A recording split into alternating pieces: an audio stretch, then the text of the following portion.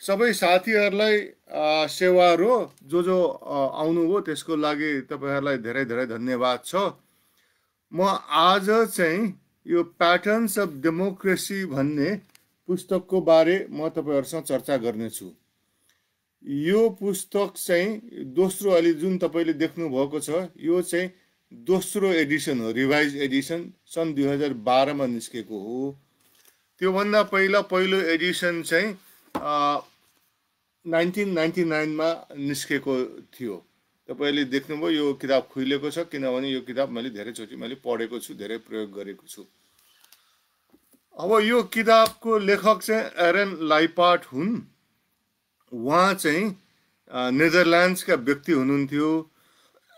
अमेरिकामा पिएचडी गर्नु आउनुभयो। पिएचडी गरेपछि उहाँले अमेरिकामै अध्यापन रिसर्चहरू चाहिँ गर्नु सुरु गर्नुभयो। यहाँका विभिन्न विश्वविद्यालयहरूमा उहाँ चाहिँ काम गर्नुभयो। अब उहाँलाई चाहिँ अहिले आएर यो राजनीतिक शास्त्रमा यो राजनीतिक संरचनाहरू वा पोलिटिकल इन्स्टिट्युसन्सहरू भनेर भन्छौँ हामी, राजनीतिक संरचनामा सबैभन्दा बढी योगदान दिएको अहिलेको पोलिटिकल साइन्टिस्ट भनेर पनि एक थरी मान्छेहरूले भन्नुहुन्छ। उहाँले चाहिँ धेरै प्रभाव चाहिँ पार्नु भएको छ उहाँको लेखहरूले, उहाँको किताबहरूले।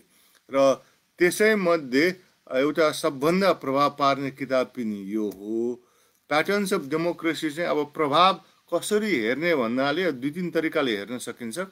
एउटा त्यो किताबले के नयाँ कुरो दियो र त्यसलाई अन्य कतिलाई त्यसले सोच्न परिवर्तन गर्यो, प्रभाव पार्यो भन्ने कुरो हो। अनि अर्को तपाईँ हामीको लागि चाहिँ सजिलोसँग हेर्ने चाहिँ कसरी गर्न सकिन्छ भने आजकल यो टेक्नोलोजीले सजिलो बनाइदिएको छ, त्यो पनि एउटा आधार, छिटो हेर्ने तरिका आधार हुन्छ। यो गुगलमा गुगल स्कलर भन्ने एउटा ऊ छ, गुगल म्याप भने जस्तै वा गुगल के भने जस्तै गुगल स्कलर भन्ने छ। त्यहाँ गुगल स्कलरमा तपाईँले यो व्यक्तिको नाम वा पुस्तकको नाम हेर्नुभयो भने अन्य प्राज्ञहरूले, अन्य रिसर्चरहरूले त्यो कृतिलाई कति चाहिँ ऊ गरेका छन्, साइट गरेका छन्, त्यो कृतिलाई कति आधार मानेका छन् भन्ने कुरो चाहिँ त्यहाँ देखिन्छ। यो पुस्तक 11,500 भन्दा बढीले चाहिँ त्यो साइट गर्नुभएको छ। त्यो चाहिँ असाध्यै बढी हो, धेरैले साइट गरेको हो। म त्यसको लागि चाहिँ म तपाईँलाई भरे नेपालमा रहेर काम गरेका हाम्रो प्राध्यापकहरूको साइटेसनहरू कति उहाँहरूको कृतिहरूले कतिसम्म साइटेसन पाउनु भएको छ, म त्यसको चर्चा गरेँ भने तपाईँहरूले त्यो भ्याउ पाउनुहुनेछ। त्यो 11,000 चाहिँ कति धेरै साइटेसन हो भनेर, होइन? त्यसले गर्दा म तपाईँलाई अब त्यस सम्बन्धी चर्चा गर्नेछु। अब यो किताब चाहिँ अब गैर राजनीति शास्त्रीहरूले पढ्दाखेरि चाहिँ उहाँहरूलाई चाहिँ अलिकति केही गाह्रो चाहिँ हुनसक्छ, किनभने यो किताबमा 10वटा राजनीतिक संरचनाहरू र 36वटा डेमोक्रेसीहरू, लोकतन्त्रहरू, इस्टाब्लिस लोकतन्त्र, नेपाल जस्तो होइन कि साँच्चैको इस्टाब्लिस लोकतन्त्रको बारे तथ्याङ्कहरू छ। 10वटा सिद्धान्तहरूको अहिले अपडेटेड थ्योरीहरूले, 10वटा पुनर्संरचनाबारे अहिले अपडेटेड थ्योरीहरूले के भन्छन् भन्ने कुरोहरू छ। र साथसाथै यसमा स्ट्याटिस्टिक्स पनि प्रयोग भएको छ। जस्तो एन्थ्रोपोलोजिस्टहरू प्रायःसो थिक डिस्क्रिप्सन वा गहिरो वर्णन गरेर आफ्नो कुरोहरू राख्नुहुन्छ, त्यो सर्वसाधारणले हामी पढ्न सक्छौँ। तर यहाँ चाहिँ त्यो स्ट्याटिस्टिकल टुलहरू प्रयोग भएको छ। त्यसले गर्दा त्यो स्ट्याटिस्टिकल टुलहरूबारे अलिकति ज्ञाता नभएको मान्छेहरूलाई गाह्रो लाग्न सक्छ। तर उनले यो किताबमा चाहिँ त्यो स्ट्याटिस्टिकल टुलको ज्ञान नभए पनि उनले शब्दमा पनि बुझाउनु भएको छ। तर असाध्यै खँदिलो छ सैद्धान्तिक रूपले। त्यसले गर्दा चाहिँ कसैलाई विशेष गरी गैर राजनीतिक शास्त्रीहरूलाई चाहिँ यो अलिकति चाहिँ गाह्रो हुनसक्छ। जस्तो उदाहरणको लागि मैले त्यो नराम्रो सेन्सले भनेको होइन, मैले यो लेट 90s मा सिके लाल, मैले मार्टिन चौतारीमा एउटा प्रेजेन्टेसन दिएपछि सिके लाल दाईले ल त्यो त्यो त्यो अथरको किताब पाउन एउटा भनेपछि मैले उहाँलाई यो अथरको, त्यतिखेर यो किताबहरू निस्केको थिएन, 1984 मा लोकतन्त्र भन्ने एउटा उहाँको किताब निस्केको थियो, लगभग यही पाराको यही ढङ्गको, यसको अघिल्लो चरण भन्दा पनि हुन्छ। त्यो दिँदाखेरि उहाँले चाहिँ त्यसलाई अलिकति च्यालेन्जिङ पाउनु भएको थियो, किनभने उहाँ त त्यसमा ट्रेन्ड हुनुहुन्न। त्यसले गर्दाखेरि मैले यो भनेको चाहिँ तपाईँलाई तर्साउनु खोजेको होइन, यो किताब पढ्नु हो भने असाध्य लाभदायक छ राजनीतिक संरचनाहरूको बारे। तर तपाईँले यसलाई पढ्दाखेरि चाहिँ मैले उपन्यास पढेको जस्तो गरी चाहिँ तपाईँहरूले नपढ्नु होला, किनभने त्यो उपन्यास लिएर पढ्नु बस्छु भन्ने हिसाबले चाहिँ नबस्नु होला।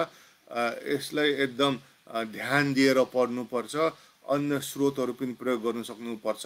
त्यसले गर्दा तपाईँहरूले चाहिँ मेरो तपाईँहरूलाई सुझाव चाहिँ लगभग एकपल्ट एउटा च्याप्टर एक हप्तामा वा एक दिनमा कसरी तपाईँको हुन्छ पढ्ने हिसाबले पढ्नु हो भने चाहिँ यो तपाईँलाई चाहिँ पढ्नु सक्नुहुन्छ। उपन्यासको पढे जस्तो रूपले चाहिँ नलिदिनु होला।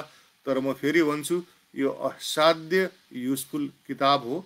विशेष गरी हामी चाहिँ नेपालमा सबैको समावेशी हुनुपर्छ, इन्क्लुजन हुनुपर्छ भन्ने हामी जो मान्छेहरू छौँ उहाँहरूको लागि चाहिँ यो असाध्य इन्फ्लुएन्सियल किताब हो। अब मैले यो किताबको फ्रेमवर्क चाहिँ मेरो 2002 मा मैले सिद्ध्याएको मेरो पिएचडीको डेजिटेसनमा पनि एउटा भागमा मैले यसलाई चाहिँ लिएको छु। यही फ्रेमवर्कलाई प्रयोग गरेर त्यतिखेरको नेपालको लोकतन्त्र चाहिँ कुन प्रकारको लोकतन्त्र हो भनेर चाहिँ मैले चाहिँ त्यहाँ प्रस्तुत गरेको छु। अब मुख्य कुरो म तपाईँहरूलाई धेरै गाह्रो भएको ठाउँतिर लाँदिनँ। खालि यो आज मैले चर्चा गर्ने चाहिँ के हो भने हामी नेपालमा डेमोक्रेसी वा लोकतन्त्र भनेर मात्र कुरा गर्छौँ। अब कति यो अब इस्टाब्लिस्ड लोकतन्त्र हो वा इस्टाब्लिस भइ नसकेको नयाँ लोकतन्त्र हो भनेर पनि चर्चा गर्नुहुन्छ। तर यो पुस्तकले चाहिँ पुरानो लोकतन्त्रहरूलाई पनि त्यसलाई विभिन्न किसिमले भाग गर्न सकिन्छ। र यहाँ चाहिँ मुख्य गरी यो पुस्तकले चाहिँ संसारमा भएका लोकतन्त्रहरू, इस्टाब्लिस लोकतन्त्रहरू चाहिँ दुई किसिमले संरचनागत रूपले हेर्ने हो भने त्यो चाहिँ दुई किसिमका छन् भनेर चाहिँ यो किताबले चाहिँ देखाउँछ। जस्तो कि अब एउटा चाहिँ मेजोरिटेरियन डेमोक्रेसी भनिन्छ भनेर यो पुस्तकले देखाउँछ, जसमा चाहिँ सामान्य बहुमत पायो भने त्यो पोलिटिकल पार्टीले चाहिँ राज्यको प्रायःजसो सम्पूर्ण अधिकारहरू चाहिँ उसले प्रयोग गर्छ, जो चाहिँ अहिले लगभग नेपालमा देखिरहेको छ। अर्को त्यसको विपरीतमा चाहिँ सहमतीय लोकतन्त्र भन्ने हो। सहमतीय लोकतन्त्र भनेको चाहिँ के हो भने यसमा चाहिँ बहुमत छैन, विस्तारित बहुमतको कुरो आउँछ। खालि एउटा सामान्य बहुमत भएको दललाई सत्ता हस्तान्तरण गर्ने होइन कि यस किसिमको लोकतन्त्रमा चाहिँ के पाइन्छ भने एउटा विस्तारित बहुमतले, सायद त्यो 60% को हुनसक्छ, चाहे त्यो 70% को हुनसक्छ, जे भए पनि वा 80% को हुनसक्छ, विस्तारित बहुमतलाई चाहिँ प्रयोग गर्छ, अधिकारहरू प्रयोग गर्छन्। त्यसले गर्दा यो चाहिँ पावर सेयरिङ भनिन्छ वा सत्ता साझेदारी। एउटा पार्टीले मात्र बहुमत पाएको बेला शासन गर्ने होइन कि विभिन्न दलहरू बीच सत्ता साझेदारी गर्ने, एकैपल्ट धेरैभन्दा धेरै दलहरू शासन सत्तामा आउने। त्यसले गर्दा यो कन्सेप्ट चाहिँ हामी नेपाल जस्तो पहिला कि त ब्रिटिसको कोलोनी रहेको, नेपाल त रहेन तर ब्रिटिसको कोलोनी रहेको, वा अङ्ग्रेजी बोल्ने देशहरूमा पाइने भन्दा यो चाहिँ गैर अङ्ग्रेजी बोल्ने देशहरूमा पाइने शासन पद्धति हो, सहमतीय राजनीतिक पद्धति। जस्तो तपाईँ बेल्जियम हेर्नुहोस्, डेनमार्क हेर्नुहोस्, स्विजरल्यान्ड हेर्नुहोस्, वा उनीहरूको कोलोनीहरू हेर्नुहोस्, जर्मनी हेर्नुहोस्, होइन। त्यहाँ चाहिँ प्रायः जसो सहमतीय टाइपका प्रणालीहरू पाइन्छ।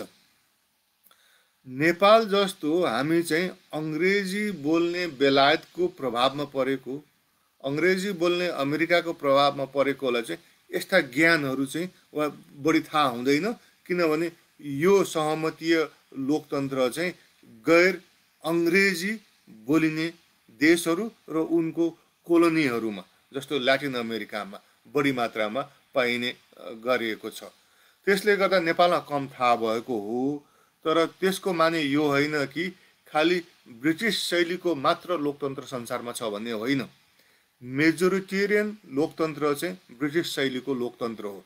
ब्रिटिसको देखासिकी गरेर उसको चाहे त्यो अमेरिका होस्, चाहे त्यो अन्य देशहरू होस् जुन कोलोनीहरू भयो, वा अङ्ग्रेजी बोल्ने जान्ने अङ्ग्रेजी सिकेका देशहरू हो, उनीहरू चाहिँ ब्रिटिसको प्रभाव भएर चाहिँ त्यो लिएका हुन्। अब म तपाईँहरूलाई छोटकरीमा यो किताबको, अघि मैले भने यो किताब कति महत्त्वपूर्ण छ भनेर अघि मैले भने, यो किताबको बारे म तपाईँहरूलाई यो साइटेसन मैले अघि यसको लगभग 11,500 विद्वानहरूले आफ्नो कृतिहरूमा यो किताबलाई साइट गर्नुभएको छ, चर्चा गर्नुभएको छ। यो पढाउँदा सढाउँदा होइन है, नयाँ लेखहरू लेख्दा, नयाँ किताबहरू लेख्दा भनेर भने। म त्यसको तपाईँलाई नेपालमा अहिले मैले गुगल स्कलरको कुरा गरेँ, गुगल स्कलरहरू हेरियो भने जस्तो म अब हामीले चिनेका साथीहरूको म कति चर्चा छ, यो साइटेसन छ भनेर भन्छु। जस्तो हाम्रो डाक्टर कृष्ण भट्टराजन सरको, उहाँको सबभन्दा बढी साइटेसन 95 छ। त्यो चाहिँ नेपालको सन्दर्भमा उच्च हो। जस्तो अब कृष्ण हाचेतुको सबभन्दा बढी भनेको 99 छ होइन। लोकराज बरालको 113 एउटा किताबलाई उहाँको अन्य स्कलरहरूले 113 पटक साइट गर्नुभएको छ। अनि म यो साइटेसनमा पनि तपाईँलाई छोटकरीमा भन्छु, नेपालमा चाहिँ हाम्रो चाहिँ एक किसिमको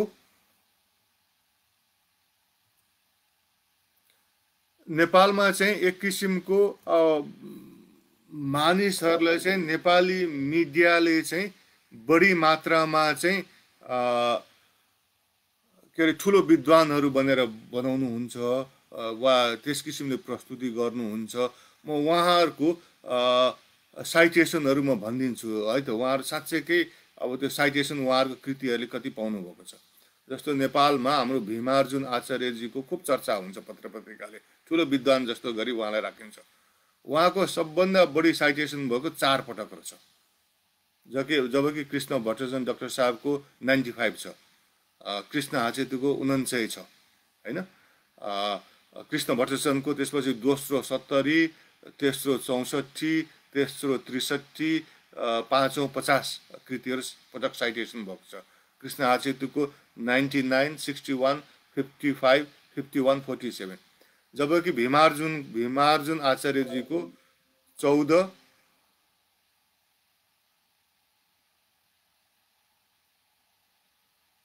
4, 4, 2, 2, 1। अनि अर्को हाम्रो नेपालमा चैतन्य मिश्र सरको पनि बहुत ठुलो भनेर मिडियाहरूले प्रस्तुत गर्नुहुन्छ, उहाँको पनि हेरिहालौँ। उहाँको सबभन्दा बढी 42 रहेछ। त्यसपछि पिताम्बर शर्मा सरको पनि आउँछ, उहाँको सबभन्दा बढी 69 रहेछ।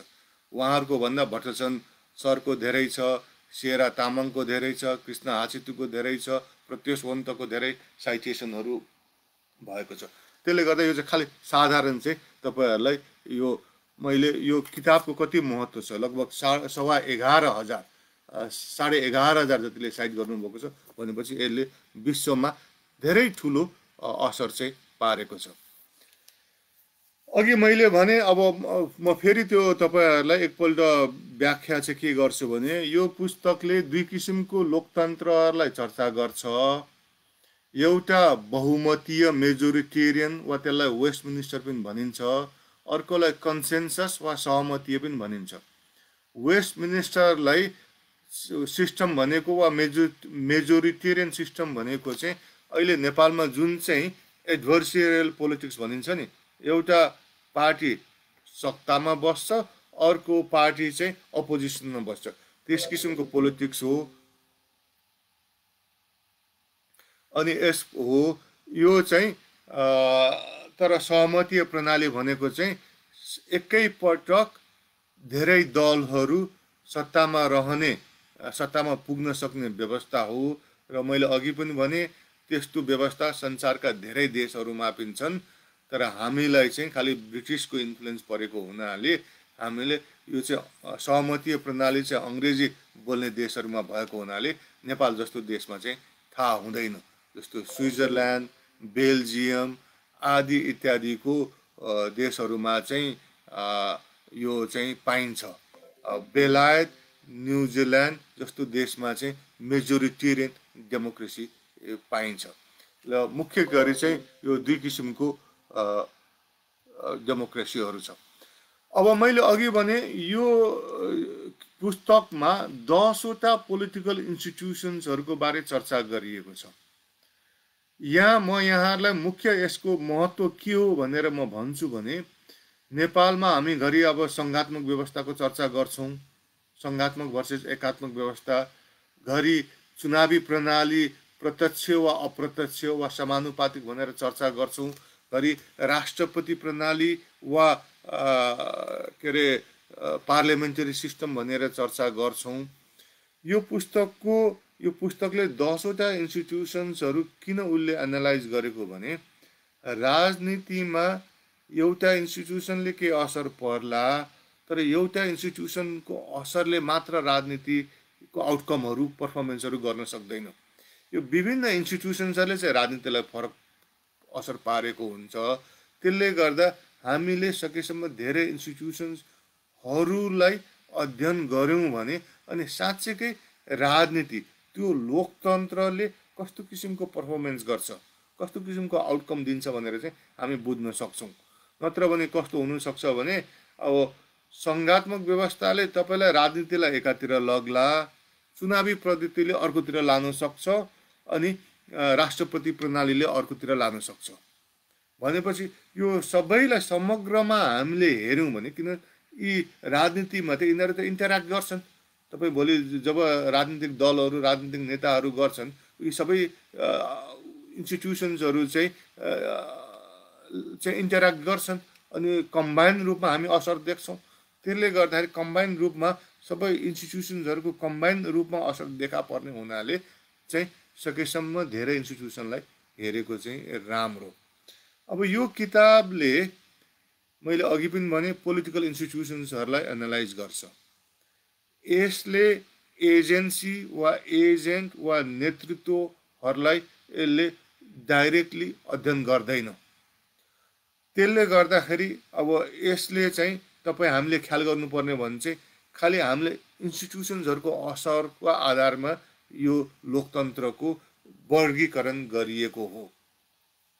र यो पुस्तकले चाहिँ इन्स्टिट्युसनलाई किन महत्त्व दिन्छ भने पोलिटिकल इन्स्टिट्युसन्सहरूले एजेन्टले, पोलिटिकल नेताले, पोलिटिकल भोटर्सले, नागरिकले कसरी उसले व्यवहार गर्छ र त्यो व्यवहारको परिणाम कस्तो आउँछ भनेर चाहिँ उसले चाहिँ यो पोलिटिकल इन्स्टिट्युसन्सहरूले चाहिँ उसलाई केही मात्रामा बाँध्छ वा उसलाई एउटा नियम बसालिदिन्छ र हामी मान्छेहरू चाहिँ त्यो नियम अनुसार चल्न बाध्य बनाइदिन्छ।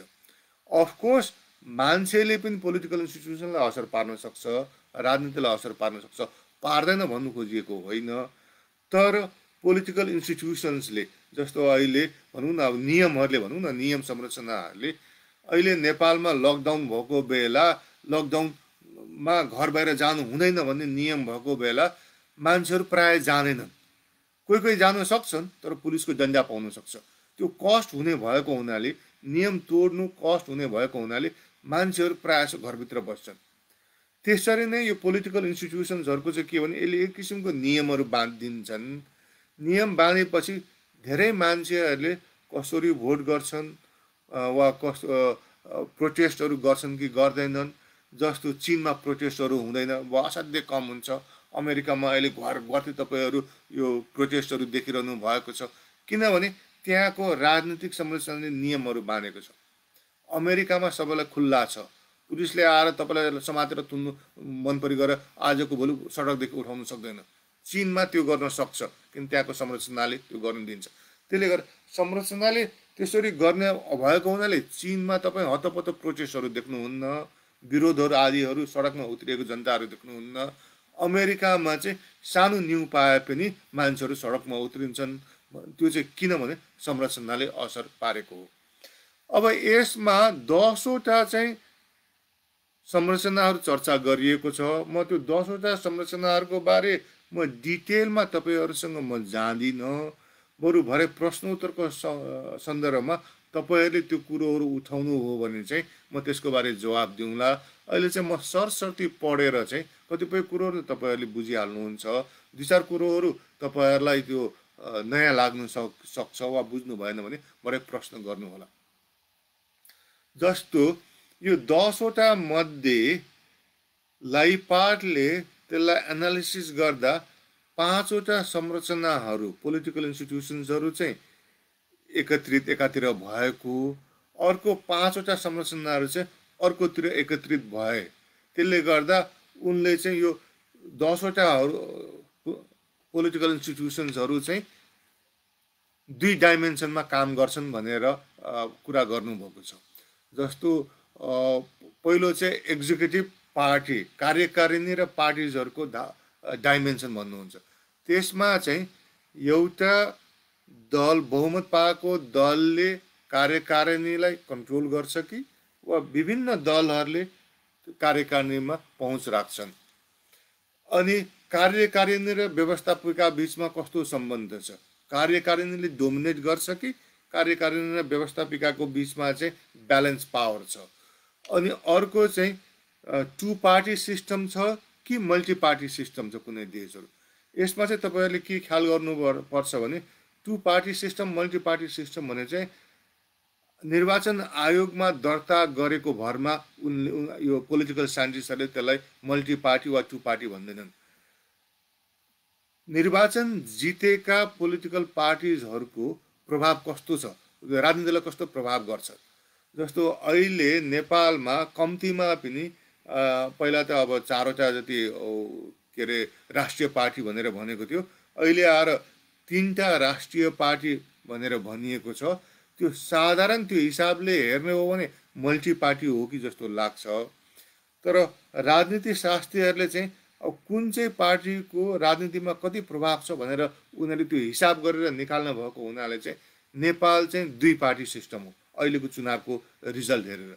किनभने यहाँ नेकपाले एक छत्र शासन गरेको छ, उसको झन्डै 2/3 मत छ, र काङ्ग्रेस र अर्को जनता समाजवादी पार्टी चाहिँ 2टा अपोजिसन जस्तो थोरै थोरै उसले सिट जितेको छ। त्यसले गर्दाखेरि अस्तित्व 3टा पार्टीको भए पनि यो चाहिँ 2 पार्टी सिस्टम हो, उनीहरूको हिसाबले चाहिँ त्यस्तो किसिमको देखाउँछ। त्यसले गर्दाखेरि चाहिँ आयोगमा दर्ता भएको हिसाबले चाहिँ नहेर्नुहोस् भन्ने। अनि अर्को चाहिँ अब चुनावी पद्धति, अब प्रत्यक्ष वा समानुपातिक त्यो आधार छ। अनि 5औँ चाहिँ इन्ट्रेस्ट ग्रुप प्लुरालिजम भनेर भनिन्छ। यसको बारे म तपाईँहरूलाई भएर इन्ट्रेस्ट लाग्यो भने मलाई प्रश्न सोध्नुहोस्, म तपाईँहरूलाई त्यसको बारेमा बोल्छु। र अर्को डाइमेन्सनमा चाहिँ फेडरल युनिटरी डाइमेन्सन भनेर भन्छ। त्यसमा चाहिँ सङ्घात्मक व्यवस्था छ वा एकात्मक व्यवस्था छ भन्ने एउटा पक्ष हो। अनि चाहिँ अर्को चाहिँ एउटा संसद छ कि 2टा संसद छ, र 2टा संसद भए सबै शक्तिहरू एउटा संसदमा छ कि 2टा संसद बिच चाहिँ पावर ब्यालेन्स छ। जस्तो नेपालमा चाहिँ प्राय सबै शक्ति चाहिँ लोवर हाउसमा छ। अमेरिकामा माथिल्लो र लोवर हाउस 2टाको बिचमा पावर ब्यालेन्स छ। भनेपछि उनले चाहिँ हेर्ने चाहिँ के भने नेपालमा पनि 2टा सदन छ, तर त्यो चाहिँ शक्ति 2टा ब्यालेन्स भएको उहरू होइन। अमेरिका चाहिँ 2टा सदन छ तर ब्यालेन्स भएको सदन हो भनेर उनीहरूले त्यसरी फरक लिएका छन्। अनि अर्को चाहिँ अब संविधान संशोधन गर्न सजिलो छ कि छैन भन्ने हेरेका छन्। त्यो चाहिँ म तपाईँहरूलाई पछि चर्चा गर्छु। नेपालको सन्दर्भमा त्यसलाई अर्कै दृष्टिकोणले हेर्नुपर्छ। अनि अर्को चाहिँ जुडिसियल रिभ्यू, देशको कानुनहरूको अर्थ लगाउने एउटा जुडिसियल रिभ्यू सिस्टम छ कि छैन। सर्वोच्च अदालतले वा अर्को एउटा कन्स्टिट्युसनल कोर्टले चाहिँ नियम कानुनहरू कानुन संविधान अनुसार भयो कि भएनन् भन्ने हेर्ने व्यवस्था, र त्यो व्यवस्था कति एक्टिभ छ व्यवस्था भएर मात्र हुँदैन, त्यो कति एक्टिभ छ। जस्तो अमेरिकामा त्यो एक्टिभ छ भनिन्छ, भारतमा त्यो एक्टिभ पछि गएर 90s देखि एक्टिभ भएर आएको छ भनेर भनिन्छ हैन। तर नेपालमा चाहिँ अहिलेसम्म त्यसको कुनै जुडिसियल रिभ्यू नै भएको जस्तो मलाई लाग्दैन। अनि पाँचौँ चाहिँ सेन्ट्रल ब्याङ्क चाहिँ कति इन्डिपेन्डेन्ट छ कि छैन भनेर चाहिँ हेरेका छन्। र मुख्यतः म तपाईँहरूलाई अब यो तपाईँहरूको कतिलाई चाहिँ नयाँ शब्दहरू नयाँ कन्सेप्टहरू लाग्यो होला, यो त्यसले गर्दाखेरि चाहिँ म सकेसम्म सामान्यकरण गर्न चाहन्छु। अब म यस बाहेक म तपाईँहरूलाई म बढी चर्चा गर्दिनँ, किनभने यो समय पनि लाग्छ, नयाँ कन्सेप्टहरू हो। म पछि गएर चाहिँ तपाईँहरूलाई चाहिँ खालि के भन्छु भने यो दुईटा किसिमको लोकतन्त्रको कस्तो प्रभावहरू चाहिँ पर्यो, त्यसले चाहिँ कस्तो पर्फर्मेन्स गरे, सक्सेसफुल भयो कि भएनन्, इकोनोमीमा कस्तो गर्यो, भाइलेन्स कन्ट्रोल गर्नुमा कस्तो गर्यो, जनताको सेवामा कस्तो चाहिँ असर, कुन चाहिँले बढी पार्छ, कुन चाहिँले कम पार्छ, वा वा एउटा हुनु र अर्को हुनुमा फरक पर्दैन कि भन्ने कुरोहरू चाहिँ म तपाईँलाई पछि चाहिँ चर्चा गर्छु, जुन चाहिँ यो पुस्तकले चर्चा गरेको छ। अब म छोटकरीमा अब यो चाहिँ यसमा यो किताब वा यो कसरी आयो भनेर यसको छोटकरीमा म तपाईँलाई यो कसरी सिर्जना भयो, इभोल्युसन भयो यो थ्योरी भन्ने म तपाईँहरूलाई छोटकरीमा म चर्चा गर्नेछु। लाइपार्डले 1968मा चाहिँ पहिला चाहिँ the politics of accommodation, pluralism and democracy in the Netherlands भनेर 1968मा किताब निकाले। त्यहाँ चाहिँ उनीहरूले त्यो डच पोलिटिक्समा नेदरल्यान्ड्समा त्यतिखेर चाहिँ विभिन्न क्रिस्चियन सेक्टरहरू र सेक्युलर ग्रुपहरूको बिच चाहिँ त्यहाँ ठुलो द्वन्द्व थियो, जातिगत रूपले होइन कि त्यहाँ चाहिँ धार्मिक रूपले ठुलो द्वन्द्व थियो। र पछि चाहिँ नेदरल्यान्डले चाहिँ त्यो द्वन्द्वलाई चाहिँ साम्य पार्यो र उनले चाहिँ पहिलो पटक चाहिँ यो कन्सेप्ट चाहिँ नेदरल्यान्ड्सको स्टडी गरेर उनीहरूले निकाले। र उनले चाहिँ के भन्यो भने विभिन्न दलहरू बिचमा, विभिन्न विचारधाराहरूको बिचमा चाहिँ अकोमोडेसन वा सहमत भयो भने वा पावर सेयरिङ भयो भने चाहिँ त्यस्तो देशमा शान्ति छाउँछ भनेर उनले त्यो किताबमा लेखेका थिए। अनि पछि गएर उनले 1976मा कन्स्टिट्युसनल डेमोक्रेसी भनेर उनले त्यसलाई अर्कै नाम दिए, कन्स्टिट्युसनल डेमोक्रेसी भनेर। यो पनि चर्चित टर्म हो, लगभग यो पनि पावर सेयरिङ जस्तै हो, तर यो चाहिँ यो अलिक चर्चित हो। यसमा चाहिँ उनले 3-4-5वटा संरचनालाई हेरेर र उनले त्यो आर्टिकल र 1977मा democracy in plural societies a comparative exploration भनेर किताब छापे। त्यहाँ पनि कन्स्टिट्युसनल डेमोक्रेसीकै त्यो पहिला छापेको आर्टिकललाई उहाँले विस्तारित रूप दिनुभएको हो। त्यहाँ 4-5-6वटा स्विजरल्यान्ड, मलेसिया, लेबनन आदि देशहरू जहाँ चाहिँ त्यतिखेर चाहिँ विभिन्न जात जातिहरूको एक जमानामा झगडा भएको र पछि चाहिँ उनीहरू शान्तसँग बसेको र त्यो कसरी चाहिँ भयो भनेर चाहिँ उनले त्यहाँ अध्ययन गर्दाखेरि चाहिँ उहाँले के पाउनुभयो भने ती देशहरूमा कतिपय विभिन्न जात जाति भएको देशहरूमा लडाइँहरू भइरहेको छ, जातिहरू बिच द्वन्द्वहरू भएको छ। जस्तो रुवान्डामा द्वन्द्व भयो होइन, सोमालियामा द्वन्द्व भयो, यी नेपालमा यिनीहरूको खुब चर्चा हुन्छ नि, त्यहाँ जातीय द्वन्द्व भयो। उनले हेरेको चाहिँ विभाजित जात जातिहरू छन् तर शान्तिसँग बसेका छन् र कसरी तिनीहरू शान्तिसँग बस्नु सके भने चाहिँ उनीहरूले चाहिँ 3-4वटा उहाँले चाहिँ संरचना हेरेर के पाउनुभयो भने त्यस्तो देशमा सङ्घात्मक व्यवस्था हुन्छ, त्यस्तो देशमा कोलिसन गभर्मेन्टहरू हुन्छन्, त्यस्तो देशमा अनि अर्को के अरे यो प्रोपोर्सनल रिप्रेजेन्टेसनहरू हुन्छ भनेर चाहिँ त्यस्तो भएको देशहरूमा चाहिँ शान्ति छाउँदा रहेछ भनेर चाहिँ उहाँले त्यो आर्टिकल र किताबमा चाहिँ स्थापित गर्नुभएको हो। र यो अहिले चर्चा गरेको किताबको दाँजोमा त्यो किताब के फरक भने त्यो किताबमा चाहिँ उहाँले खालि जातीय विविधता भएको देशहरू मात्र हेर्नुभएको थियो। अहिलेको किताबमा चाहिँ उहाँले सबै किसिमका देशहरू हेर्नुभएको छ, फरक त्यो हो। र यसमा म के भन्छु भने जसरी उहाँले कोलिसन गभर्मेन्ट अनि प्रोपोर्सनल रिप्रेजेन्टेसन सिस्टम, फेडरलिजम अनि माइनोरिटीलाई चाहिँ भिटो पावर ती भएका देशहरूमा चाहिँ जातीय विविध देशहरू चाहिँ शान्तसँगले लोकतान्त्रिक रूपले, उहाँले लोकतन्त्र मात्र अध्ययन गर्नुभएको है, लोकतान्त्रिक रूपले ती शान्तिसँग जिउन सके। तर रुवान्डा, सोमालिया र अन्य विभिन्न ठुल्ठुलो जातीय द्वन्द्वहरू, सुडानहरू जातीय द्वन्द्वहरू भएका थिए नि, ती देशमा किन जातीय द्वन्द्व भयो भने ती देशमा न सङ्घीयता थियो, न समानुपातिक प्रतिनिधित्व थियो, न कोलिसन गभर्मेन्ट थियो, न माइनोरिटीहरूलाई भिटो राइट्स थियो।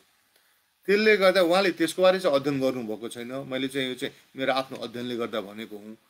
र त्यो हामीले द्वन्द्व भएको देशलाई पनि हेऱ्यौँ भने चाहिँ उहाँको सिद्धान्त थप चाहिँ स्थापित हुन्छ। त्यसले गर्दा सुडानमा, सोमालियामा, रुवान्डामा, इभन श्रीलङ्कामा किन जातीय द्वन्द्व भयो? किनभने ती देशमा पावर सेयरिङ संरचनाहरू छैनन्, सत्ता विभाजन गर्ने, सत्ता सेयर गर्ने मेकानिजमहरू नभएको हुनाले हो। अब त्यसपछि उहाँले 1977 को किताब चाहिँ यो हो। त्यसपछि उहाँले 1984 मा यो किताब निकाल्नु भयो। यसमा चाहिँ उहाँले 21वटा देशहरूको, डेमोक्रेसी देशहरूको अध्ययन गर्नुभएको थियो। अनि पछि गएर 99 मा चाहिँ यो किताबहरू निकाल्नु भयो। अब म तपाईलाई अघि मैले भने तपाईहरूलाई के भने, उहाँले चाहिँ यहाँ सबै नेपाल जस्तो देशलाई आफ्नो लोकतन्त्र भनेकोमा इन्क्लुड गर्नुभएको छैन। यो मेथड र पपुलेसनको बारे थोरै चर्चा गर्छु। उहाँले चाहिँ दुईटा आधार लिनुभएको छ उहाँको छनौटमा पर्नको लागि। एउटा त्यस्तो देशहरू चाहिँ लिबरल डेमोक्रेसी वा गहिरो डेमोक्रेसी हुनु पर्यो र त्यसको लागि उहाँले चाहिँ एउटा फ्रिडम हाउस भन्ने एउटा संस्था छ। 70 को दशकदेखि उसले संसारभरिको देशमा लोकतन्त्र वा फ्रिडम कति छ छैन भनेर उसले वर्षेनी मूल्याङ्कन गर्छ। त्यहाँ चाहिँ फ्री भनेर उल्लेख गरिएका देशहरू 20 वर्षसम्म लगातार डेमोक्रेसी रह्यो भने रहेका देशहरूलाई उहाँले इन्क्लुड गर्नुभएको छ। फ्रिडम हाउसको मूल्याङ्कनमा नेपाल फ्री होइन, खालि पार्टली फ्री मात्र हो। भनेपछि यहाँ अर्ध डेमोक्रेसी भनौँ न, अर्ध स्वतन्त्रता छ। जबकि उहाँले पूर्ण स्वतन्त्रता भएका देशहरूको मात्र अध्ययन गर्नुभयो।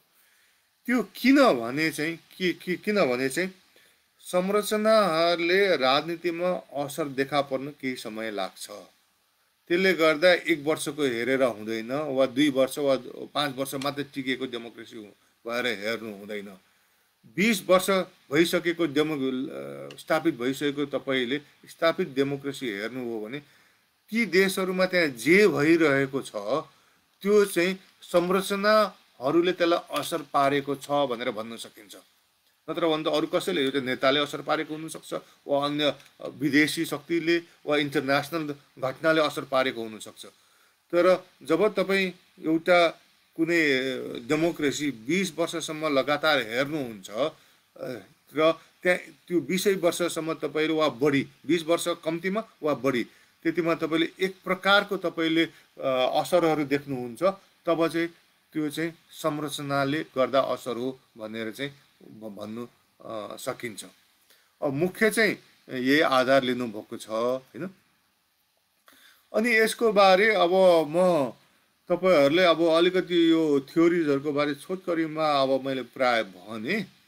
अब म तपाईहरूलाई खालि के भन्छु भने चाहिँ, अब एउटा मैले अघि पनि भने उहाँको यो फ्रेमवर्क लिएर मैले नेपालको पनि अध्ययन गरेको थिएँ मेरो पिएचडी डेजर्टेसनमा।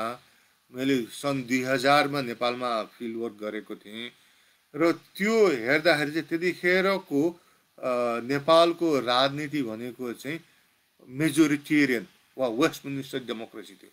र हामीले त्यतिखेर गरेको पनि बेलायतमा के गर्छ न, ल बेलायतको जस्तो गरौँ न भन्ने किसिमले हामीले अप्नाएका थियौँ र त्यो बेलायती प्रकारको डेमोक्रेसी थियो। र मैले तपाईँलाई अघि पनि भने कन्सेन्सस सहमतीय डेमोक्रेसी चाहिँ बहुजातीय देशहरूमा काम गर्छ। मेजोरिटेरियन डेमोक्रेसीहरू एकल जातीय देशहरूमा काम लाग्छ।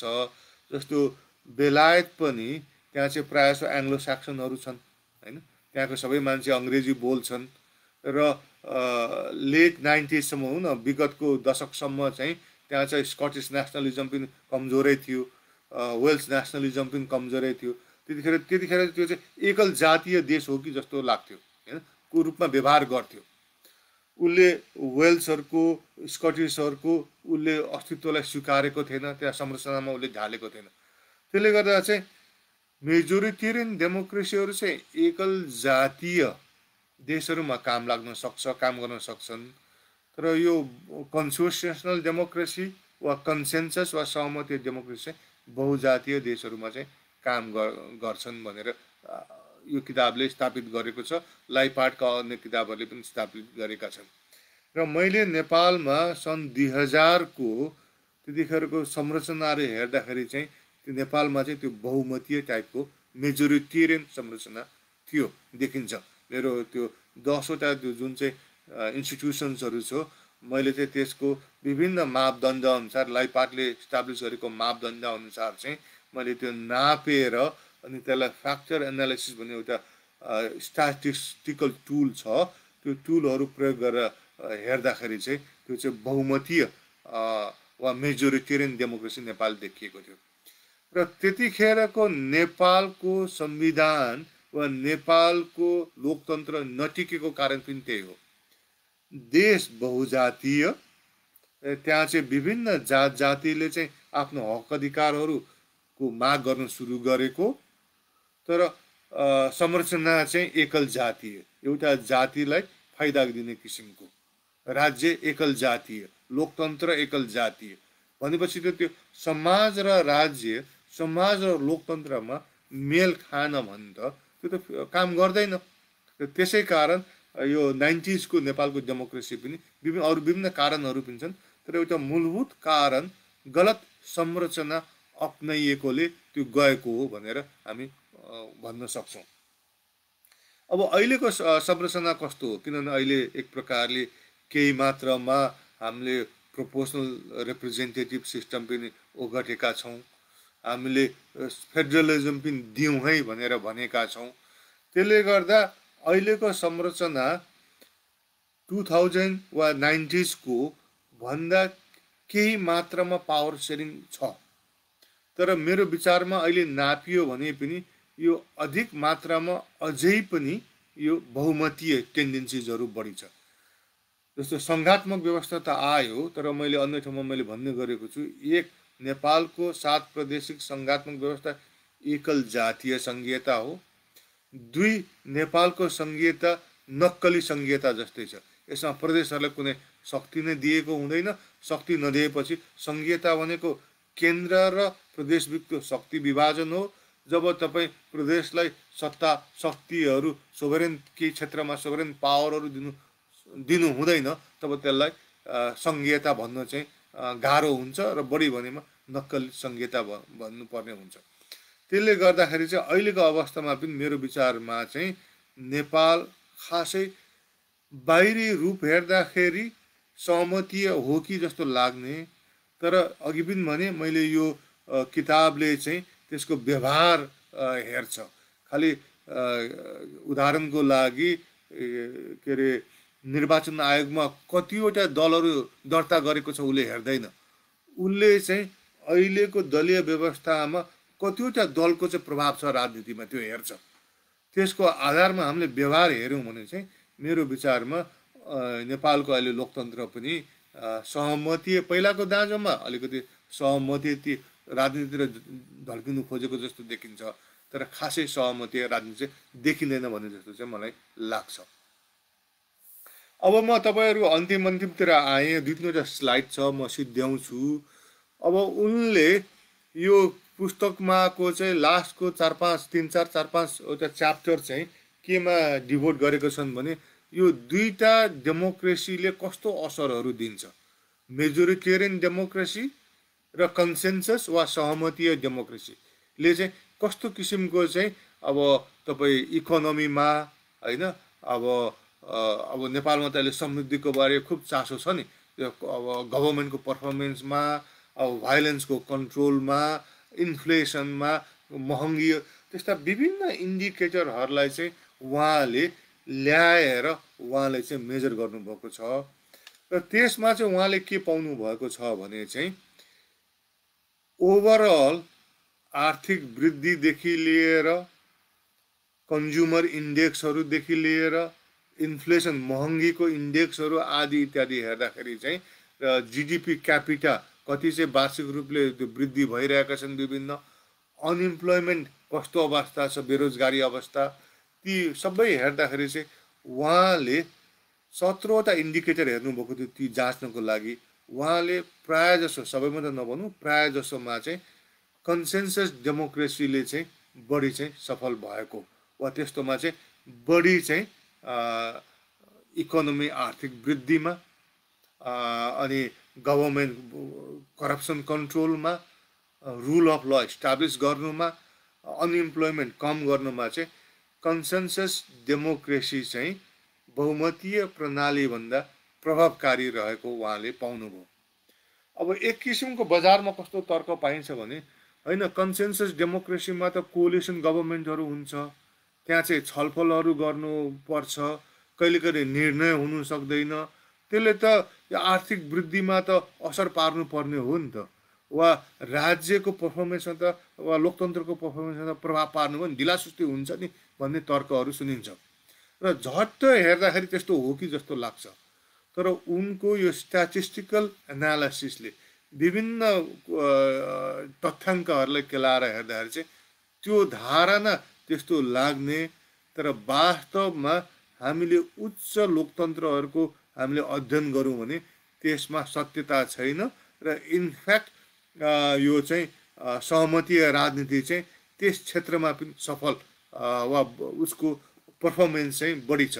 आर्थिक वृद्धिदेखि लिएर, करप्सन कन्ट्रोलदेखि लिएर, अनइम्प्लोइमेन्ट कम हुनुदेखि लिएर, रुल अफ ल इस्टाब्लिस हुनुमा, बजेट ब्यालेन्स आदिहरूमा चाहिँ सहमतीय राजनीतिको चाहिँ बढी चाहिँ त्यसले प्रभावकारी रूपले चाहिँ उसको पर्फर्मेन्स छ भनेर भन्छ। अब त्यो के भएको हुनसक्छ भने चाहिँ, जस्तो एउटा उदाहरण चाहिँ किन त्यस्तो देखिएको हुनसक्छ भने चाहिँ, जस्तो बहुमतीय प्रणालीमा चाहिँ छिटो निर्णय हुनसक्छ निश्चित रूपले, तर छिटो निर्णय हुनु भनेको सही निर्णय हुनु होइन।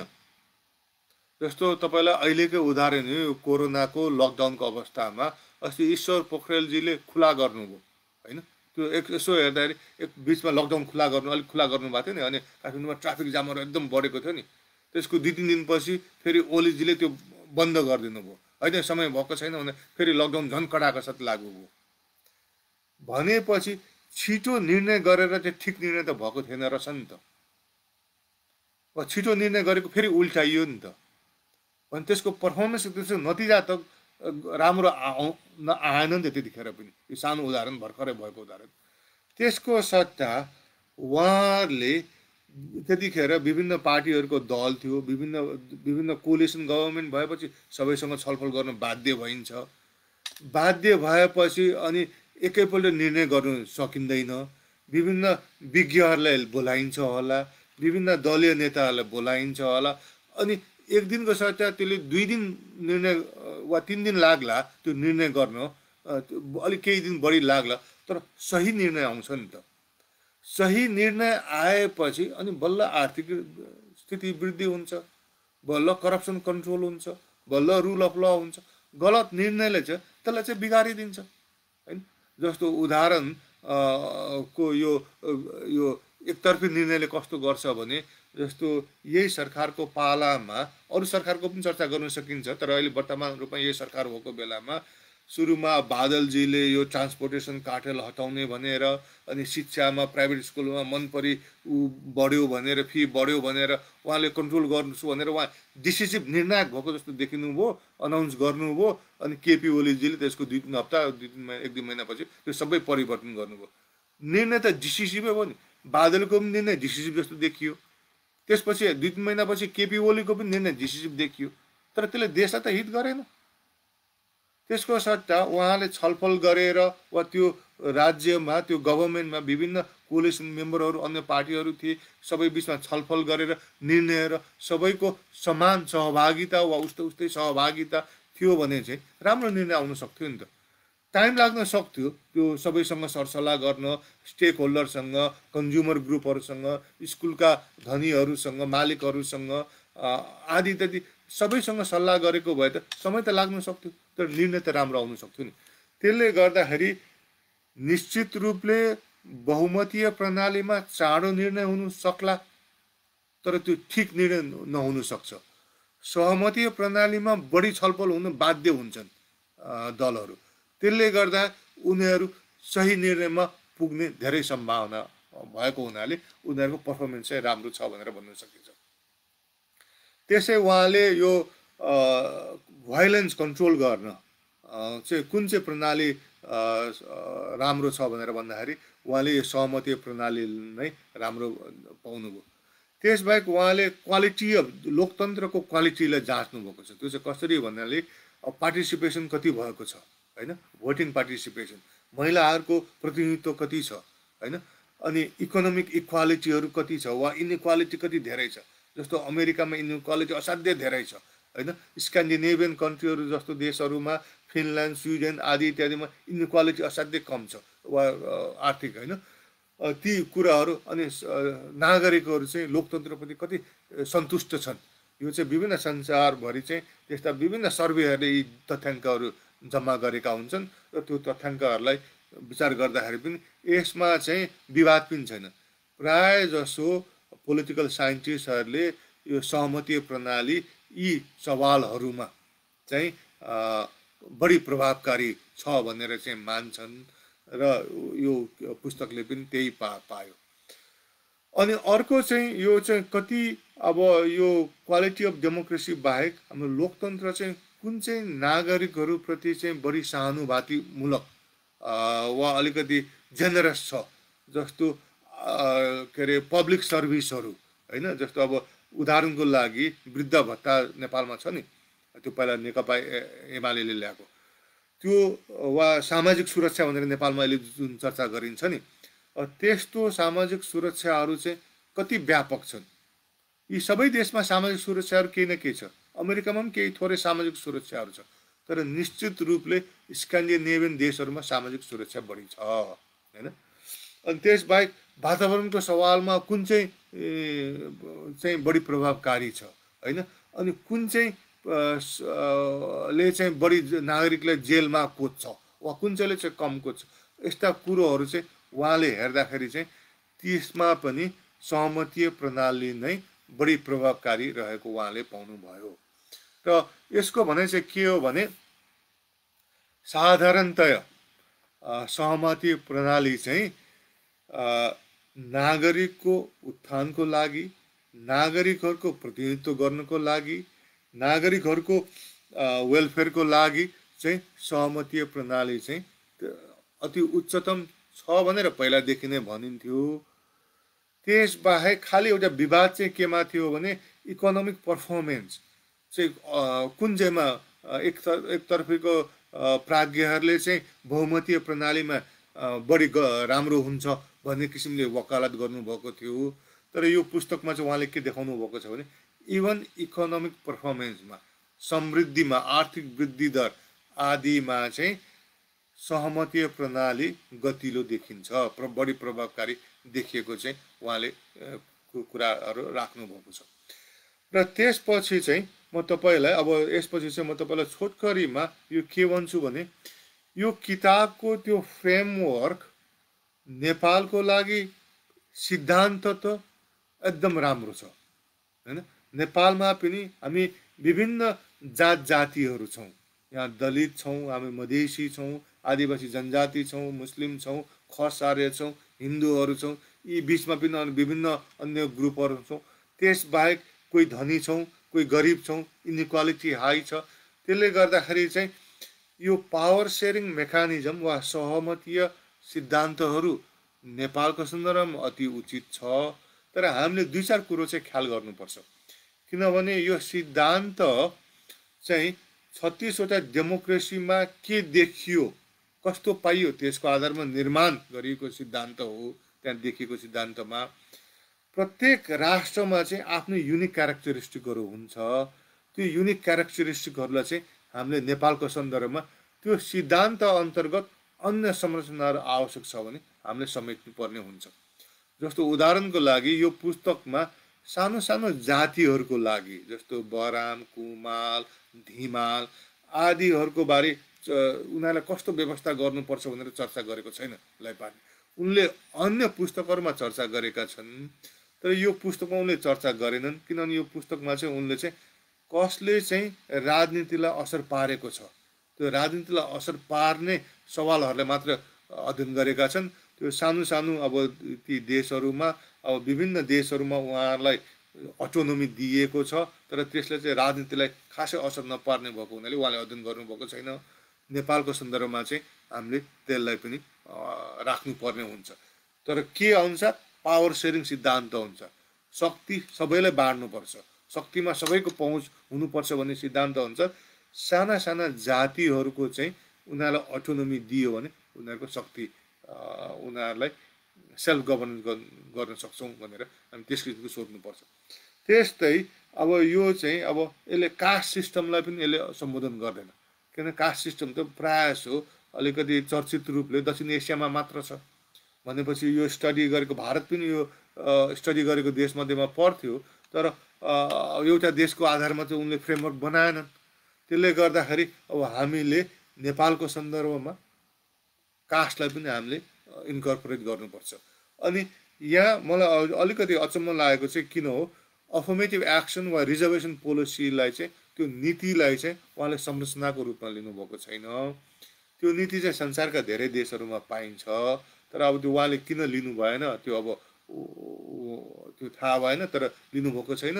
त्यो चाहिँ त्यस्ता किसिमको नीतिहरूको चाहिँ हामीले चाहिँ नेपालको सन्दर्भमा हामीले चाहिँ राख्नु सोच्नु जरुरत पर्छ। अनि अर्को चाहिँ एउटा यो फ्रेमवर्क मध्ये एउटा फ्रेमवर्क चाहिँ नेपालको सन्दर्भमा चाहिँ उल्टो तरिकाले काम गर्छ। लिस्पार्टको फ्रेमवर्कमा चाहिँ संविधान संशोधन चाहिँ गाह्रो हुनुपर्छ भन्ने उहाँको मान्यता छ, र त्यो मान्यताको पछाडि के छ भने यो स्थापित र गहिरो डेमोक्रेसीहरूमा त्यहाँ चाहिँ संरचनाले सबैलाई अधिकार दिएका हुन्छन्, इभन माइनोरिटीलाई पनि अधिकार दिएको हुन्छ होइन। जस्तो जर्मनीमा सानो माइनोरिटीहरूलाई पनि अटोनोमी दिएको छ होइन। इभन अमेरिकामा पनि यो यहाँको नेटिभहरूलाई के अधिकारहरू दिएको छ। क्यानाडामा यहाँको सानो सानो नेटिभ इन्डियन्सहरू भनौँ वा नेटिभ आदिवासीहरूलाई अमेरिकाभन्दा बढी अधिकारहरू दिएको छ होइन। उहाँको भने चाहिँ त्यस्तो स्थापित र गहिरो लोकतन्त्रले आफ्नो सबै नागरिकहरूलाई अधिकार सम्पन्न गराउँछ। त्यस कारण गर्दा त्यस्ता संरचनाहरू चाहिँ परिवर्तन गर्न गाह्रो बनाउनु पर्छ। तब कि कुनै एउटा डोनाल्ड ट्रम्प जस्तो मान्छे आएर फेरि सत्य हटाइदेला, हटाउनु नसकोस् भन्ने उनको उद्देश्य हो। तर नेपालको सन्दर्भमा चाहिँ के देखिन्छ भनेर विशेष गरी सङ्घीयताको बारेमा चाहिँ अहिलेको संविधानले सङ्घीयता संशोधन गर्न असाध्यै गाह्रो बनाइदिएको छ, लगभग असम्भवै बनाइदिएको। फर्मल तरिकाले यो संविधान सङ्घीयता परिवर्तन गर्न गाह्रै छ। उनीहरूले व्यवस्था गरिएको छ भनेर भनेको छ, तर व्यवहारमा त्यो असाध्यै गाह्रो बनाइदिएको छ। त्यो चाहिँ किनभने उनीहरूले एकल जातीय संहिता स्थापित गरे।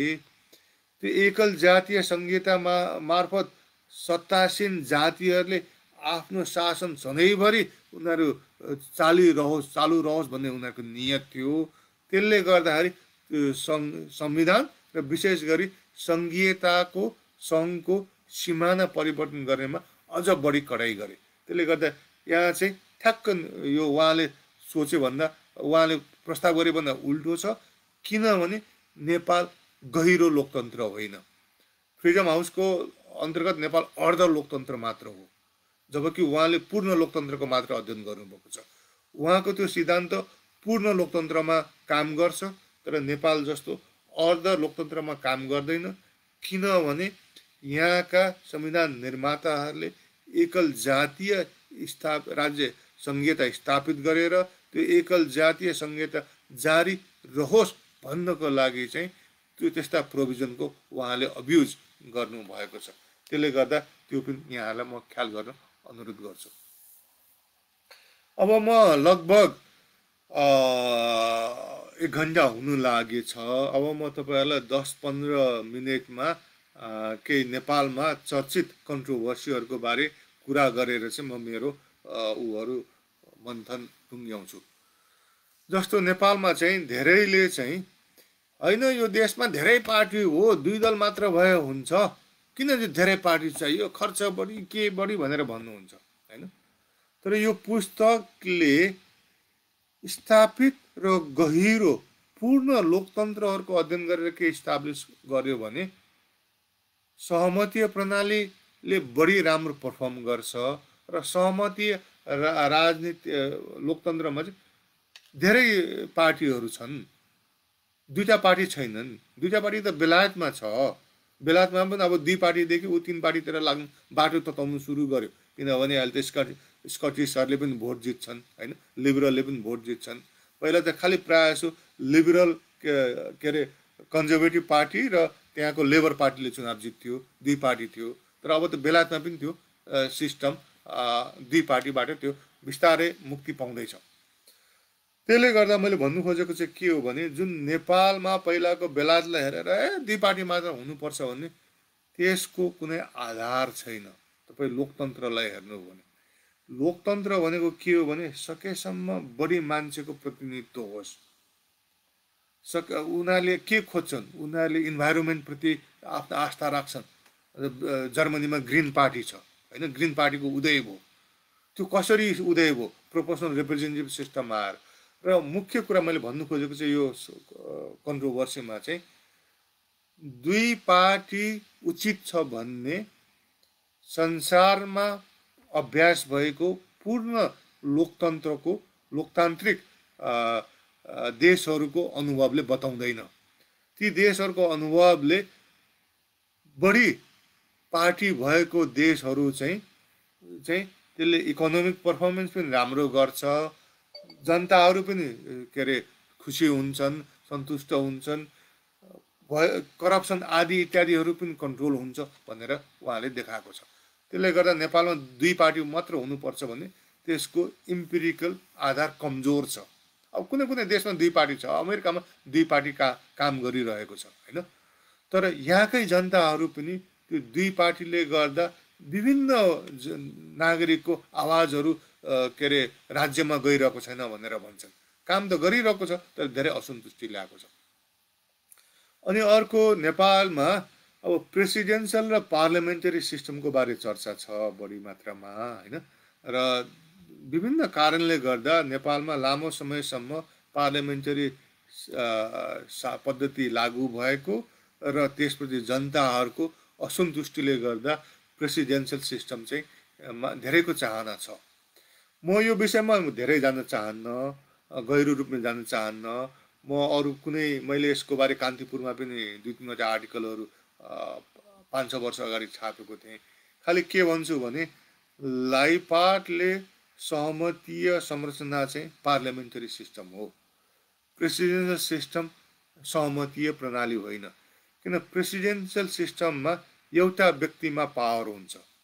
जस्तो अमेरिकामा डोनाल्ड ट्रम्पमा पावर छ, उसले क्याबिनेटमा कोलाई राख्ने, उसले मन खुसी जसलाई राखे पनि हुन्छ, उसले ज्वाइँलाई राखे पनि हुन्छ, ज्वाइँलाई राखेको छैन तर उसले ज्वाइँलाई राखे पनि हुन्छ, छोरीलाई राखे पनि हुन्छ। त्यो संसद चुनिरहनु पर्दैन, पार्लियामेन्टरी संसदबाट चुनिनु पर्छ। अनि राष्ट्रपति प्रणालीमा क्याबिनेटको मन्त्रीले डोनाल्ड ट्रम्पलाई एडभाइस दिने हो। उनीहरूले होइन यसो गरौँ भन्यो, अन्तिममा निर्णय डोनाल्ड ट्रम्पले लिन्छ।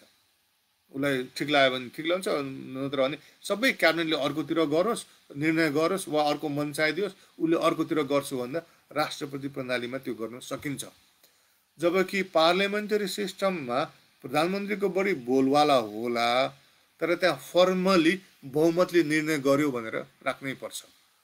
भनेपछि त्यस्तो अवस्थामा चाहिँ बढीको स्वरहरू र कोलिसन गभर्मेन्ट भने बढीको भोइसहरू चाहिँ आउन सक्छ भन्ने हो। अर्को चाहिँ अब समानुपातिक निर्वाचन प्रणाली र प्रत्यक्ष निर्वाचन प्रणालीको बारे चर्चा छ। लाइपाटले समानुपातिक निर्वाचन प्रणालीलाई सहमतीय संरचना मान्छन्। म यसको बारे चर्चा गर्न चाहन्न किनभने नेपालमा बढी चर्चा भइसकेको तपाईँहरूलाई थाहा नै होला। र प्रत्यक्ष निर्वाचन प्रणाली चाहिँ त्यसले चाहिँ बहुमतीय राज्य वा मेजोरिटेरियन डेमोक्रेसी इस्टाब्लिस गर्न सघाउँछ, जबकि सहमतीय के अरे प्रोपोर्सनल रिप्रेजेन्टेटिभ निर्वाचन प्रणालीले चाहिँ सहमतीय लोकतन्त्र स्थापित गर्न ऊ गर्छ, सहयोग पुर्याउँछ। र अर्कोमा चाहिँ नेपालमा चाहिँ अब कोलिसन गभर्मेन्ट नेपालमा धेरै लामो समयसम्म बिचमा प्र्याक्टिस भयो र 6 महिनाको पनि भयो। त्यसले गर्दा नेपालमा वाक्क दिक्क छन् मान्छेहरू यो के अरे कोलिसन गभर्मेन्टदेखि, त्यो बुझ्न सकिन्छ। तर उनको यो फाइन्डिङ चाहिँ के हो भने कोलिसन गभर्मेन्ट चाहिँ लोकतन्त्र सुदृढीकरणको लागि प्रभावकारी हो भनेर उहाँले, जस्तो जर्मनीमा कोलिसन गभर्मेन्ट छ, इन्डियामा अहिले कोलिसन गभर्मेन्ट छ होइन, अरू विभिन्न बेल्जियममा कोलिसन गभर्मेन्टहरू छ, स्विजरल्यान्डमा सधैँ कोलिसन गभर्मेन्टहरू छ। त्यहाँ त समस्या गरेको छैन नि त। नेपालमा निश्चित रूपले समस्या आयो 6 महिनामा सरकार फेर्ने। तर नेपालमा चाहिँ यो के हो भने त्यो कोलिसन गभर्मेन्टले गर्दाखेरि हो कि त्यो नेताहरूको प्रवृत्तिले गर्दाखेरि हो। जस्तो अहिले नेकपाको लगभग 2/3 बहुमत भएको सरकार छ, तर घरिघरि झगडा गरी सरकार फाल्ने खेल त अस्ति पनि भर्खरै 2-4 हप्ता अगाडि पनि उनीहरूले खेले, प्रयास त भयो नि। र त्यसले चाहिँ अब कोरोनाको सङ्क्रमणलाई रोक्नुतिर लाग्नुपर्ने, सरकारको ध्यान चाहिँ अर्कोतिर गयो, कोरोनालाई उसले ध्यानै दिएन। भनेपछि त नेपालमा के देखिन्छ भने एकदलीय सरकार, एकदलीय सिस्टमले एउटा दल बहुमत आउँदैमा स्थापित यहाँ स्टाबिलिटी आउँछ भन्ने छैन।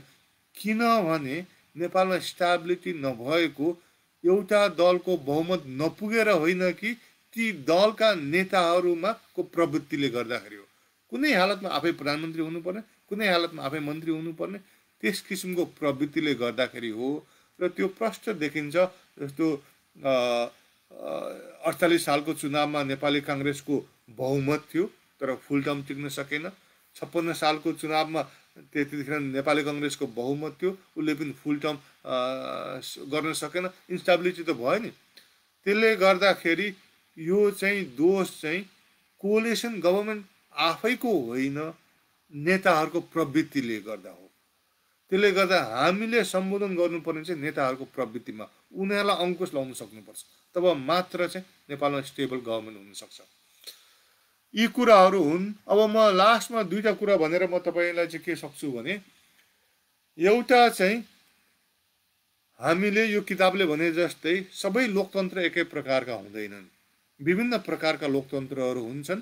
र कुन प्रकारको लोकतन्त्र अपनाइयो भने बढी से बढी नागरिकहरूको समस्याहरू सम्बोधन गर्छ, भाइलेन्स कन्ट्रोल गर्छ, करप्सन कन्ट्रोल गर्छ, आर्थिक वृद्धि गर्छ भन्ने कुरोहरू। एक प्रकारको लोकतन्त्रले कम गर्छ, अर्को प्रकारको लोकतन्त्रले बढी गर्छ। र यो पुस्तकले संसारभरिको इतिहासबाट त्यस्तो सवालमा सहमतीय लोकतन्त्र बढी प्रभावकारी पाइयो। निश्चित रूपले बहुमतीय लोकतन्त्रमा पनि आर्थिक विकास नभएको होइन, तर कुन चाहिँ बढी प्रभावकारी छ भने चाहिँ सहमतीय प्रणाली प्रभावकारी भएको पाइयो। अनि अर्को कुरो नेपालको सन्दर्भमा हामीले के ध्यान दिनुपर्छ भने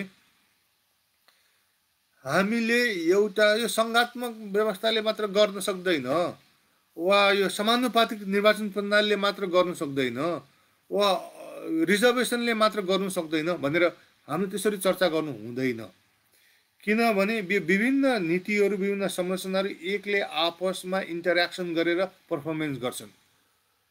अहिले रिजर्भेसनबाट महिलाहरूले, दलितहरूले, इभन आदिवासी जनजातिहरूले केही प्रतिनिधित्व पाउनु भएको छ नि, तर एकल जातीय दलीय व्यवस्थाले त्यो प्रतिनिधिलाई बेकाममा बनाइदिएको छ। भनेपछि त हामीले एउटा मात्र नीतिलाई हेरेर त्यसले काम गरेन भन्नु सक्दैनौँ। नेपालको च्यालेन्ज चाहिँ के हो भने यो दलीय व्यवस्था चाहिँ नेपालमा अहिले एकल जातीय दलीय व्यवस्था छ। किन 2टा प्रमुख दलहरू चाहिँ खस आर्य र नेकपाको हिसाबमा चाहिँ प्रायःसो बाहुनहरूकै नेतृत्वले कब्जा गरेको छ। त्यसले गर्दाखेरि तपाईँ जस्तो सुकै नीति ल्याउनुहोस्, अहिले सङ्घात्मक भनेको छ तर त्यही नेतृत्वले त्यसलाई खतम बनाइदिएको छ होइन, त्यसलाई काम गर्न दिएको छैन। त्यसले गर्दाखेरि चाहिँ हामीले एउटा संरचना मात्र हेर्नुहुन्न, सकेसम्म बढी संरचनालाई हेऱ्यौँ भने अनि साँच्चैकै त्यो लोकतन्त्रमा कस्तो किसिमको आउटकमहरू हामी देख्न सक्छौँ। र नेपालमा मैले अघि पनि भने, तपाईँ यहाँको दलीय व्यवस्था हेर्नुहोस्, यहाँको सङ्घात्मक व्यवस्थाहरू हेर्नुहोस्, वा अन्य विभिन्न उहरू हेर्नुहोस्, त्यो हेर्दाखेरि चाहिँ नेपालमा एकल जातीय के अरे राजनीति जारी छ। समाज बहुजातीय छ, तर राज्यलाई एउटा जातिले लामो समयसम्मदेखि उसले नियन्त्रणमा लिएको हुन्छ। चाहे तपाईँ दलको शीर्ष नेताहरू हेर्नुहोस्, चाहे तपाईँ ब्युरोक्रेसी हेर्नुहोस्, चाहे तपाईँ सेनामा हेर्नुहोस्, अक्कल झुक्कल एक दुईजना देखिन्छ। अब्बादलाई कुरा गरेको होइन, अब्बादलाई कुरा गर्नु पनि हुँदैन। समग्रमा हेर्नु भने एकल जातीय राज्य छ, एकल जातीय राजनीति छ, अनि त्यसपछि रुकुममा नरसंहार हुन्छ। अनि यो दल र यो राज्यले हेर्छ त, त्यसको ठाउँमा तपाईँ यदि दलितहरू पनि महत्त्वपूर्ण ठाउँमा भइदिएको भए, दलित गृहमन्त्री भइदिएको भए, र दलितहरूको पनि नेकपामा शीर्ष लेभलमा राम्रो पोजिसन भइदिएको भए, रुकुमको त्यो आज घटना गर्थ्यो होला, भोलिपल्ट त्यसको बारे टुङ्गो लाग्थ्यो होला, वा त्यो घटना नै नघट्न सक्थ्यो। किनभने त्यतिन्जेलसम्म चाहिँ यो दलितहरूलाई अन्याय भने कारबाही हुन्छ भने चाहिँ सिस्टम बसिसकेको हुन्थ्यो। त्यसले गर्दाखेरि चाहिँ हामीले समग्रमा हेर्नुपर्छ। सबै देशको विभिन्न संरचनालाई हेऱ्यौँ भने अनि बल्ल हामी त्यो देश कतातिर जान्छ भने चाहिँ हेर्न सकिन्छ। त्यसले गर्दा एउटा संरचनालाई हेरेर त्यसले काम गरेन भन्नु चाहिँ उचित चाहिँ हुँदैन, किनभने त्यो संरचनालाई काम गर्न नदिने अरू संरचनाद्वारा संरचनाहरू नेपालमा राखिएको छ, नेपालमा निर्माण गरिएको छ संविधानले नै। र अन्तमा म एउटा कुरो के भन्छु नि, यो लाइपाटकै उनले चाहिँ यो किताबमा चाहिँ भनेका छैनन्, तर उनले अरू अन्य आर्टिकलहरू त्यो यो किताबमा पनि इन्डाइरेक्टली हिन्ट गरेका छन्, तर अन्य आर्टिकलहरूतिर उहाँले के देखेन, संसारको अहिले यो बहुमतीय लोकतन्त्र र सहमतीय राजनीतिको दिशा कतातिर गइरहेको छ भनेर उनले भन्दाखेरि चाहिँ संसारमा हेर्ने हो भने चाहिँ अब चाहिँ उहाँले चाहिँ वेभ अफ पावर सेयरिङ डेमोक्रेसिज भन्नुभएको छ। संसारको लोकतान्त्रिकहरू चाहिँ यो पावर सेयरिङ गर्नेतिर बिस्तारै लम्किरहेका छन्। त्यो उदाहरणको लागि मैले बेलायतको कुरा गरेँ। पहिला बेलायत बहुमत मेजोरिटेरियन डेमोक्रेसीको रोल मोडल थियो, वेस्टमिनिस्टर डेमोक्रेसी थियो। अहिलेको बेलायत मिड 90s भन्दा अगाडिको बेलायतभन्दा फरक बेलायत छ। अहिले त्यहाँ स्कटिस नेसनलिस्ट पार्टीले पनि उल्लेख्य सिट जित्छ, लिबरल डेमोक्रेटिक पार्टीले पनि उल्लेख्य सिट जित्छ। अहिले त्यहाँ स्कटिस पार्लियामेन्ट बनाइएको छ 1997 देखि। वेल्समा पनि त्यस्तै अधिकारहरू दिइएको छ। अब नर्थर्न आयरल्यान्डको त बेग्लै कुरा गरौँ, त्योभन्दा पहिलादेखि नै थियो होइन, फरक किसिमको थियो। भनेपछि बेलायत जस्तो मेजोरिटेरियन डेमोक्रेसीको रोल मोडल भएको देश पनि त्यहाँ पावर सेयरिङहरू बिस्तारै बढिरहेको छ। अन्य जस्तो न्युजिल्यान्डमा पनि त्यस्तै प्रोपोर्सनल रिप्रेजेन्टेटिभ मेथडहरू अप्नाए। अन्य विभिन्न देशमा, बेल्जियममा पनि मिड 80sतिर मात्र फर्मली उनीहरू चाहिँ फेडरल भए होइन। त्यसले गर्दा संसारको एउटा ट्रेन्ड चाहिँ, खुसीको कुरो चाहिँ के छ भने पावर सेयरिङ वेभहरू चाहिँ बिस्तारै बढ्दैछ। र नेपालको सन्दर्भमा पनि मैले अघि भने यो 90को दशकको 48 सालको संविधानले ल्याएको संविधानभन्दा निश्चित रूपले अहिले ल्याएको संविधान पहिलाको भन्दा केही पावर सेयरिङहरू के मात्रामा छ, पोलिटिकली पावर सेयरिङ छ। त्यो सबै पावर सेयरिङ फेरि एकल जातिले गरेका छन्, त्यो बेग्लै पक्ष हो।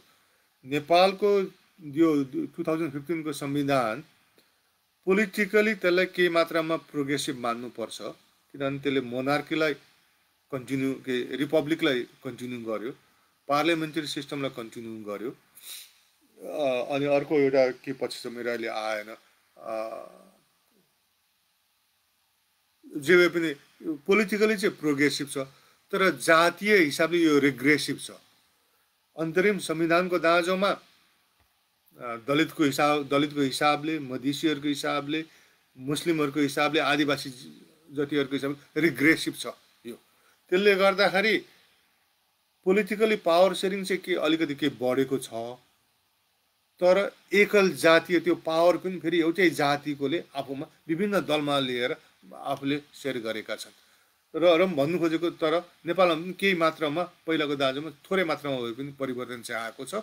अब हाम्रो च्यालेन्ज चाहिँ त्यो एकल जातीयतालाई तोडेर बहुजाति समुदाय बहुजातका समुदायलाई साँच्चैकै पावर चाहिँ एक्सेस गराउनु पर्ने चाहिँ त्यो हाम्रो च्यालेन्ज चाहिँ नेपालमा रहेको छ।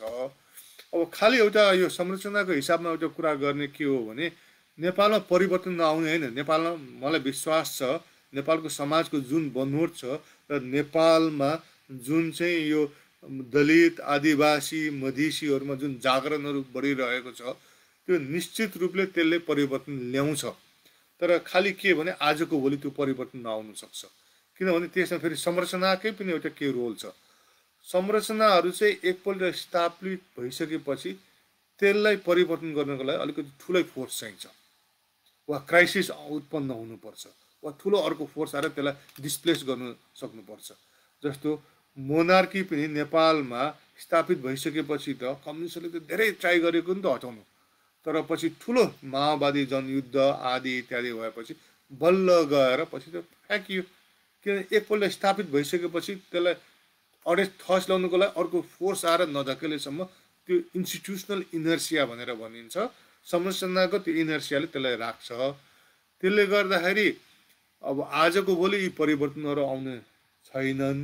तर नेपालकै इतिहास र संसारको इतिहास हेर्ने हो भने चाहिँ निश्चित रूपले नेपालमा पनि यो विभिन्न जात जातिहरू बिच चाहिँ उनीहरूको हक अधिकारहरू बिस्तारै बढ्दै जान्छ, उनीहरूले बिस्तारै लिँदै जान्छन् अनि उनीहरूले यो पावर सेयरिङ इन्स्टिट्युसन संरचनाहरू स्थापित गर्दै जान्छन्।